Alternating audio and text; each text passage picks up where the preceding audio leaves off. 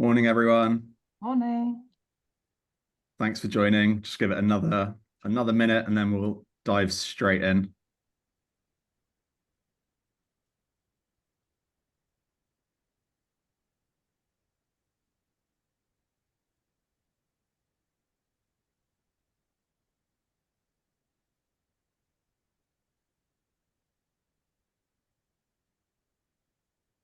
Great, 9 o'clock. Okay, well, thanks for joining, everyone. Really delighted to have you here. This is our first webinar from our 4 parts from Impact to Influence series. And this morning's webinar that we're kicking things off with is From Good Deeds to Great Stories, How to Make Your Impact Report Unignorable. So just a very quick introduction to begin with. So I'm Russ Avery, founder of Avery Brown. We're a sustainability storytelling agency, and we're running this series in collaboration with our PR partners, Hattrick, and we've got Marlon on the call, Marlon Cunningham. Hi, everyone. We've got a proper introduction towards the end. As you will have seen from the marketing materials, all of these webinars are just 20 minutes long. We wanted to come up with something that was all killer, no filler, really unobtrusive to everyone's busy schedules, and provide a lot of value in a very short space of time. There's no live Q&A deliberately, otherwise we'd never get it to 20 minutes. So if you do have a question, please send us an email or drop it in the chat. And I think Richa from Hattrick will be capturing any questions that are asked in the chat. And that's it. So let's dive straight in. So first of all, this is very much setting the scene, not only for today's webinar, but for the 4-part series as a whole. And I thought, what better way to start than with a quote by everyone's favorite nature TV presenter, Sir David Attenborough, who 5 years ago said that saving our planet is now a communications challenge. And what he meant by that is that the science, the technology, and let's face it, even the policy frameworks for tackling climate change already exist. We know what to do. The real barrier now is persuading people, governments, and businesses to act, which is, of course, very much a communications challenge. And we, as businesses, definitely have a part to play in this. It's not just governments or NGOs. The stories that we can tell about our impact shape how not only our employees, but customers, investors, and whole industries can respond. So let's just quickly remind ourselves of the business context of sustainability as well. Sorry, can everyone just make sure they're muted as well, please? Thanks, I'm just getting a bit of feedback. I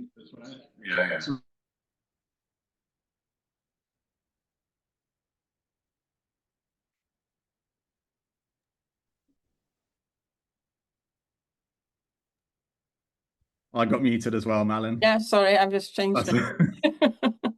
Okay, so the net zero sector is growing 3 times faster than the overall UK economy.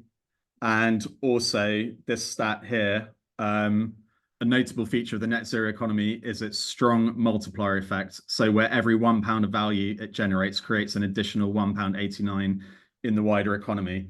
This is what's going on in the world, and it's really important that we remind ourselves of that fact as we go into this series, as what I imagine we're all sustainability-focused businesses. So when businesses communicate their sustainability efforts well, we don't just build trust and reputation, we're also helping to close that action gap that David Attenborough was talking about in that quote. So we can very much inspire change, not only inside our companies, but across our supply chains and in the wider world. And so that's why today we're looking specifically at impact reporting, because when they're done right, they should not just be a document. They're one of the most powerful tools that businesses have to rise to this communications challenge. And finally, before we go into our first top tip, it's useful to remind ourselves of the barriers to growth that we're all facing as sustainability-focused businesses.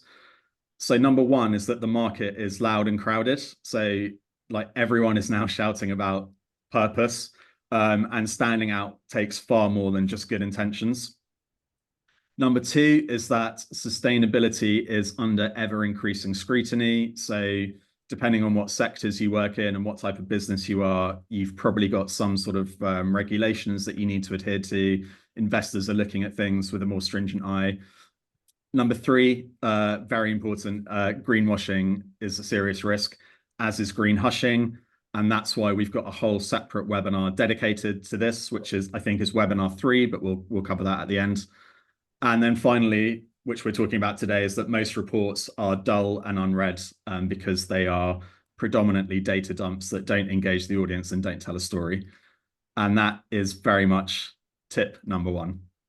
So straight into it then. So our top tip for improving your impact reports and making them unignorable is to tell a story. So your report should not just be a data dump. So it's good storytelling, not just data, that makes a report memorable. So in a bad or traditional sort of PDF report, we might see a bullet list of numbers and completed actions, but with no why and no substance behind them. What we want to see is, even if they're very short, and we've got some examples of this coming up, short narratives around your data and your facts and your figures that link purpose to action to outcome, and then ideally what's next as well. So facts with no narrative are very forgettable, and your audience want to know throughout your report why this thing that they've just read mattered, what changed, and for who. So a very simple 4-step story framework is, number 1, why it matters. So framing the purpose or the problem. So that's the why. Number 2, what you set out to do. So the action or initiative, that's your what.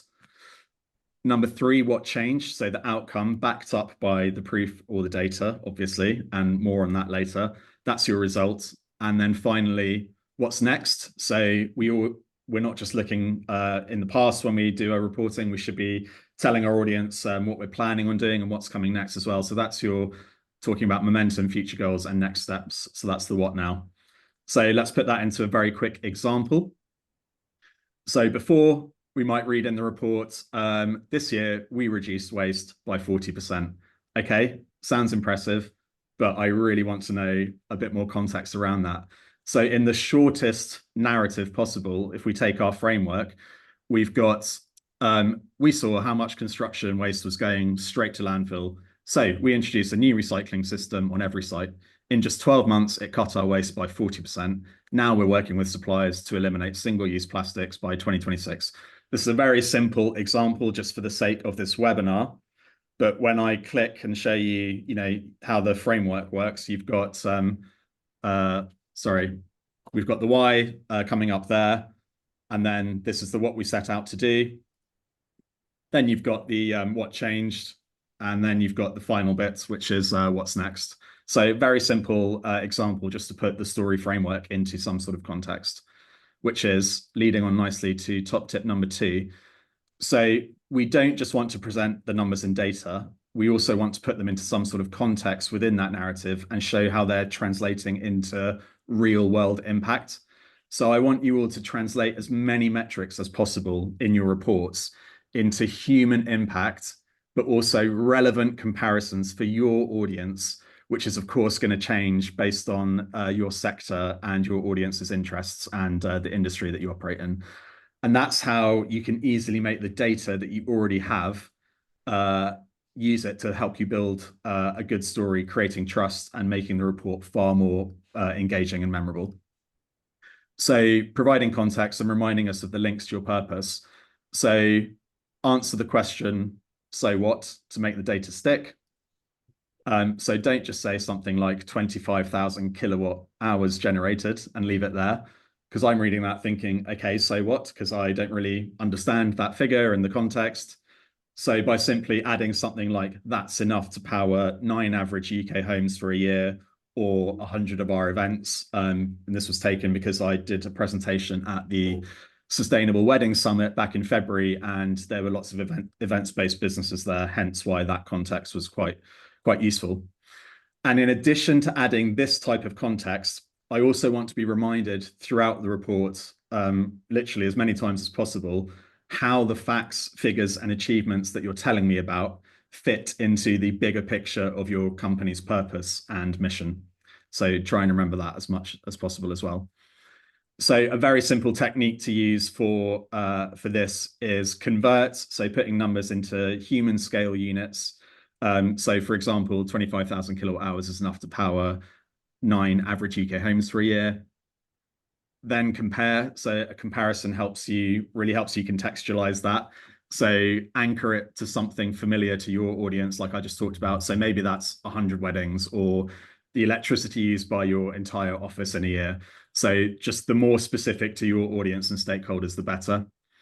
And then finally, the consequence. So definitely don't forget this, because this is the showing why it matters. So that might be equivalent to avoiding 5 tons of CO2 equivalent, or helping your street transition away from fossil fuels, for example. So they're just little things always that really help to contextualize facts and figures and bring your report to life. So another few examples to really illustrate this. So before you might have said we cut water use this year by 2.5 million litres. Now you might say we saved 2.5 million litres of water. That's enough to fill an Olympic-sized swimming pool, and it means lower bills for our tenants. And obviously you could go a step further and put the pound figure against those lower bills. And you might have said we reduced business travel this year by 100,000 miles. And now you'd say that's the same as driving 4 times around the Earth. And now I can immediately think how big a figure that is. Cutting emissions by X tons of CO2 and saving X pounds in costs to the business as well. And in webinar 4, which is in 3 weeks time, 3 weeks today, we'll be talking about how AI can help with unit conversions and helping you brainstorm useful analogies, but all without sacrificing accuracy or trust in your report, which is a major thing that we'll be talking about, of course. So join us in 3 weeks' time if you're interested in learning more about that. Top tip number 3 is keeping it credible. So obviously another big one. So keeping your report honest, credible, and greenwash proof. And we've got some really simple rules to remember for this one, which are called the FAST rules. So starting with F, we've got facts first. So hard evidence beats fancy adjectives and hyperbole every time. So, they're associated with imprecise communications, inflated claims that lack the backing of measurable results. And it's just to be, you want to avoid that at all costs and stick to the facts and back them up. A then is for acknowledging shortfalls. And this is definitely the area that the clients we've worked with on their impact reports and sustainability and ESG reports are always the most apprehensive about. And I get it, because people aren't used to it. And that's the massive shift that we need to make, because I can't stress enough how well being honest builds trust. If I read a perfect sounding report, I simply don't believe it. It's that simple. Whereas the minute I read an honest, we fell short here, or we completely missed this target altogether, I instantly like and trust that company more, and I'm far more likely to believe the rest of the report that I'm reading. Okay, the S then stands for substantiate everything. So this is all about citing your methodologies, boundaries, data owners, and assurances. So literally back everything up and prepare for all questions that you might get asked by someone who reads your report. And then finally, the T stands for tone. So you've really got to check the tone of your report, avoiding any absolutes and marketing puffery. So use precise language and solid evidence so that you increase trust and effectiveness, which very much will fulfill the report's purpose, particularly if you're a business where you're predominantly publishing the report for investors and regulators and stuff. And we've got a section about that coming up in top tip number 4. And another reminder on this one is this is obviously a very quick, simple framework, and we'll go much deeper into avoiding greenwashing and green hushing in webinar 2, which is same time next week. So finally, top tip number 4 is make your report easy to read and impossible to ignore.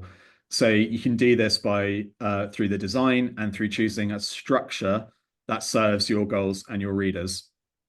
So designing for readability. So some simple design tips include, obviously not limited to, using short sections, scannable headings, ideally one idea per page, strong data visualizations and infographics wherever possible to help bring data to life in a much more visual and engaging way. As much human-centered imagery as possible. There might be some sectors where that's less relevant, but they're few and far between. People want to see the human story behind all the impact that's being made, and or imagery relevant to your industry and experience. And just an example there of an impact report that we did for our client Unily, which was a long 60-page document, but where we brought it to life with lots of pull-out charts, graphs, full bleed images of their actual team, no stock photos, obviously, and yeah, as many infographics and stuff as possible. What we don't want to see you using is dense walls of text, lots of mixed metrics with no hierarchy, and please, please, please, no green stock imagery that you see on sites like the handful of soil with a seed growing out of it, that I know you'll all know exactly what I'm talking about. So there's an example of quite a dry corporate report that's not very engaging. And please only use an image like this if it's a member of your actual team on an actual tree planting day where this was legitimate. Otherwise, I'd really don't want to see that in your impact reports. So when it comes to the structure of the report, so those were some design tips. We've got some advice for you here on how to structure your report appropriately. So two structural options, really. Narrative first. This is best if your goal is storytelling and brand building. So this is where your report will be a coherent story of your impact journey as a business. So you'd start with your overarching narrative. So that's why you exist, what you're setting out to achieve, what's changed in this reporting period, and what's coming next. And then in a report like that, the numbers and the data are still there, but they can come a bit later, and they can be secondary to that overall story once the reader is already bought in and engaged to your story. And then an audience first approach. So this is much better if your goal is stakeholder accountability and publishing a report for regulatory requirements. So this report instead is organized around what matters most to your audiences as opposed to you as a business. And ideally, it would be laid out in a way that each different stakeholder group can easily jump straight to the bit in the report that they care about most. And if you were doing it by framework, so for example, for the B Corps among you that are on this call, you would probably structure your report around the B impact categories. So after an introduction and an exec summary and maybe a year in review, you'd go straight into governance, workers, community, environment, customers, for example, if you're a certified B Corporation. Oops, sorry. And yeah, in webinar 2, which is next week, we'll tell you how you can turn your impact report into an always on content engine full of snackable bits of info that can be used year round, because one of the biggest mistakes we see people making when it comes to their sustainability communications is only doing 1 or 2 big bits of comms every year in the form of, for example, an impact report, and then they've got 10 to 11 months where they're not communicating anything about their impact across their social channels. So there's a real disconnect there. So join us next week if that is of interest to you. So a quick recap of top tips, and apologies because I forgot to say at the beginning that not only are we recording this, but we will also send you all the slides if you're still here at the end, which is in 2 minutes. So you'll get a PDF of all these slides. So a recap of all the top tips. We have tell a story, and we had the simple framework for you to remember. Providing context was tip number 2. So answering the so what and using the context recipe of convert, compare, and then consequence. Then keeping it credible, remembering the FAST rules. So facts first, acknowledging shortfalls and missed objectives, substantiate everything, and then check your tone. And then finally, we have make it easy to read and impossible to ignore with the top tips on design and structure. And honestly, if you do these 4 things, we think your report will stand out above 90% of the ones that we read, and we read a lot and we do a lot for our clients as well. So yeah, I definitely stand by that. So a very quick bit about us for those of you who don't know us. So yeah, we're Avery Brown. We're the sustainability storytelling agency. We've been doing this for over 5 years now, and I've been doing it for over 15 years. And we've got an offer today for all members of this webinar only, which is a half price offer for our sustainability communications audit. We'll never do it at this price again. So it's an offer just for you guys who are on this webinar today. So it's £1,500 for a high level but detailed review of your current situation on your sustainability comms. And I'm just going to briefly hand over to Marlin to tell you a little bit about Hattrick and the offer that they've got for you today as well. Yeah, hi there. So yeah, we are a PR and thought leadership agency. We also do common literacy training. So and our offer is about helping you find those hero stories to sort of stack up and stand out. And that's also obviously the theme or part of the theme for next week. And our offer is to help you sort of tease that out and show you how and what you can do with that story. And we're coming at it more from a editorial perspective. So that means media, but also things like speaking slots, producing your own reports, etc. And the same as Russ has just said, this is only valid during the course of this these 4 weeks. Cool. Thanks, Marlon. And then we've just got a reminder of the next 3 webinars for anyone that managed to find the booking link to this one, but not all of them. So next week, Tuesday, 23rd, how to turn your impact report into a year-round content strategy. 2 weeks time, how to tell your sustainability story without greenwashing or green hushing. And then finally, in 3 weeks' time, AI, friend or foe, can we harness AI for better sustainability communications? And I think we've got a similar number of people already booked onto those. But yeah, feel free to spread the word to friends and colleagues if that might be of interest to them. And that's it, 9:21. We didn't do too badly. Really pleased with that. We only had one slight tech hiccup as well. So yeah, 1 minute over. So that's us. Those are our email addresses. Those are QR codes to connect with us on LinkedIn. Please do so. Very happy to connect with everyone that's joined today. And I think that's it. So just the PDF, yeah, it's in the chat. Fantastic, thank you. So the PDF of the slides is in the chat. So be sure to grab that straight away before we end the call. And that's it. Thank you everyone for coming. Really appreciate it. I hope this has been useful. Quick fire, lots of tips, and we hope that we'll see lots of you over the next 3 weeks as well. Great. Thank you. Thanks, everyone.